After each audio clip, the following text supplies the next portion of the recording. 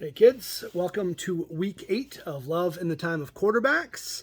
Obviously we've had a few screwy weeks. Last week I couldn't get the video to upload. Figured I didn't want to upload it afterwards and be like, oh look, these are the picks I made. So I just posted them on the Twitter and we had another good week.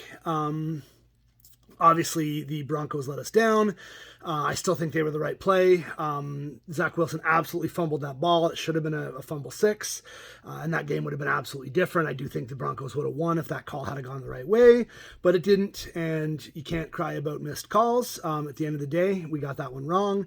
We were definitely right about the Panthers. Just wish we had the stones to pick the money line. I mean, nobody would have predicted that, but we were right about them, and our teaser pulled it off as well. The Dolphins almost choked that away, but they didn't. So, it was another good week. Overall on the season, we're only 11-9, but we are up 8.43 units, which means we made the best of the bets that we did, like the 3-unit Minnesota bet, the early Dolphins bet, just things like that. And we've hit some of our 2-unit teaser parlays as well.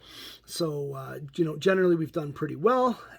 Being up 8.43 units is more than a unit a week, which I'm pretty happy with considering we're casual bettors.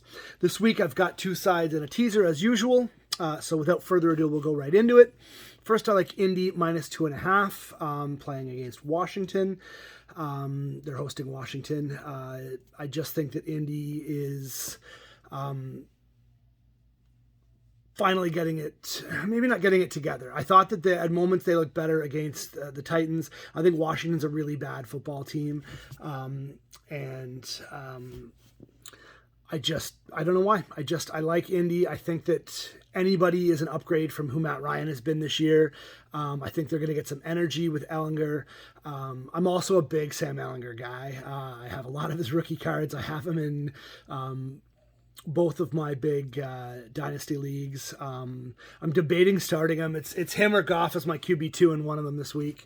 And Goff's going up against the Dolphins, so I might just start Goff so that if the Dolphins are miserable, then at least I get fantasy points. But I'm debating starting Ehlinger this week. But yeah, I just think Indy's getting a little healthier with Taylor getting healthy and things like that. And I think Washington's bad. So I think that Indy's going to cover the 2.5. You can get minus 2.5, minus 115 at Bet Rivers. So that's a 1-unit play for me. Tennessee at Houston, minus 2.5. You can get that minus 2.5, minus 110 at PointsBet. There's a bunch of 2.5s available there. Again, Tennessee, I feel like has really got it going now. They, seem to be on the right track to winning that division. I don't think Houston's very good. Davis Mills has not been good this year. I just think that Tennessee's a better team. I think they're going to win this. I know it's at Houston, but home field doesn't mean what it used to mean. And I just think Tennessee's a considerably better team than the Texans. And I think that they're starting to show it now. And these are the days when those teams pull away. So I like Tennessee minus 2.5. It's another 1-unit play. And our teaser this week, I'm moving the Jets to plus 9.5. I can't see New England beating anybody by 10 points. It's at MetLife, so I don't see any way that the Pats walk into MetLife and win it by 10. I know Breece Hall is a huge hit for them, and obviously James Robinson's not going to be ready to go with the full, complement of the playbook at this point. But the Jets have still been an efficient team. I said before the season I thought the Jets were going to be better than the Patriots, and I still think the Jets are a better team than the Patriots. I still think the Jets are the 3rd best team in the division. I do believe Miami's a better team than them. And I think we'll find out when they get to play in Miami, with hopefully a healthy Tua and a healthier Dolphins team. I mean, they're still missing a ton of their secondary, but that is what it is. You can't complain about injuries. They happen. It sucks. They're not an excuse. You still got to win. And they still should have won when they played them last time, but they didn't. So anyways, enough about the Dolphins. I just can't see any way where New England beats them by 10. So moving that to 9.5 is an easy one for me. I'm also moving the Giants to plus 10. This has got to be the first time that a 5-1 team has ever been a dog. I guess Seattle's leading their division. Seattle at 4-3 is leading the NFC West, which is just crazy. Again, I don't think Seattle beats them by 10. I think it's probably a lower scoring game. So if you're going to give me 10 points, I'm going to take it all day. I think New York will be able to get enough points that losing by double digits isn't going to be, a very good reality for a Seattle team that is scrappy and, whatever, but winning by 10 is really unrealistic.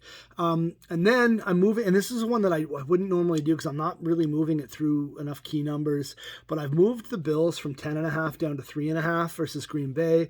They're at home. They're playing a marquee quarterback. I know it's not as much of a marquee game because the Packers have been doo-doo, but I think the Bills are going to smash them. I think the Bills, obviously they had a week off. They're going to come back, well game plan for this. And the Packers are just a mess. And I think that, I think this isn't a game the Bills overlook. And I think that it's a game where they just mop them. I've been on the Packers a lot. I really kept feeling like the Packers were going to come back. And if they do, maybe this is the week they do. And if they do, then maybe I'm a believer again. But I'm not right now. I think the Bills are probably the best team in the NFL right now.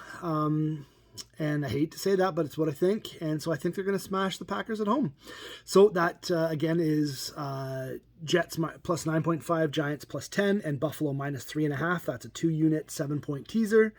I take these lines from 365, as I always tell you, for the teasers, just because the majority of the people who I've spoken to who follow this play on 365 because it's easy.